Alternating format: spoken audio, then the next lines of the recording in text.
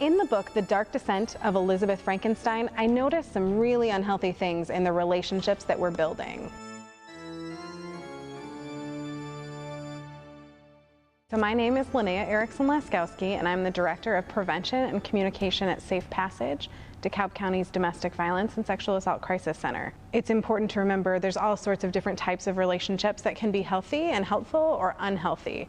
And Victor and Elizabeth had a very complicated relationship, so it could be someone that you are romantically interested in, or it could just be a friend, a family member, anyone that you have some sort of connection with. Those relationships should be healthy. And some of the things that were the least healthy about Elizabeth and Victor's relationships, when I was looking through, were the obsessive nature of the relationship, the way that Victor seemed to feel about Elizabeth, like he owned her. Someone who feels like they have the right to be in control of your time and in control of who you can have other relationships with, who your friends can be, how you can spend your time.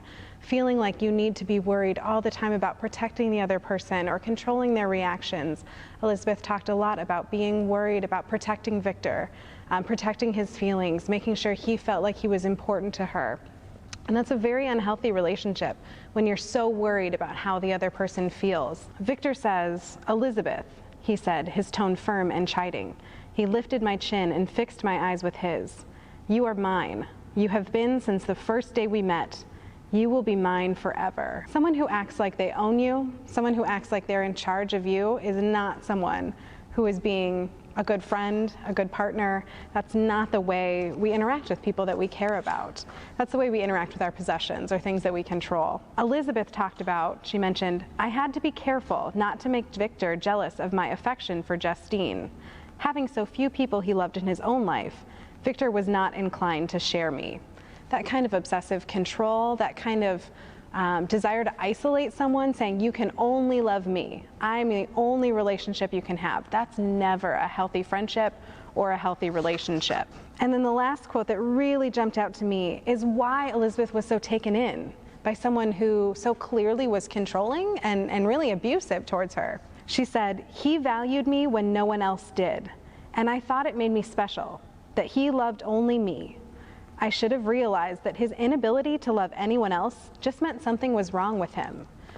So Elizabeth felt really special because Victor was giving her all this attention. He focused on her so completely. She was the person, the only person that he loved, and that made her feel special. And Victor found her at a time when she was really alone and really didn't have anyone else. And he used that feeling of making her feel special, making her feel loved, to make her feel almost like she owed him something, like she was obligated to build that relationship. And that's a sign that that's really unhealthy. You never owe anyone anything. And someone who is making you feel like they're the only person who will ever love you, you're the only person who will ever love them, that's not what healthy relationships look like. And Victor used that to control Elizabeth. And we see towards the end of the book, when Elizabeth finally realized how bad things were and knew that she needed to get out of that relationship, it almost killed her. It's an extreme example. Hopefully no one in your life is cutting up monsters and sewing them back together, but in any relationship, leaving someone who's hurting you can be hard. Elizabeth only survived because she had her friends with her. So it's really important to make sure you know that if someone is hurting you, you don't have to deal with that on your own. There are people that can help. There are places that can help. Make sure you're telling your friends, make sure you're telling adults that you trust, make sure you're reaching out to places like Safe Passage, and make sure you're not trying to go through this alone, because it can be really difficult to get out of a relationship that's that unhealthy, and it can be really scary and dangerous. But there are people who care, there are people who will be with you, by your side, and help you build those healthier relationships in the future.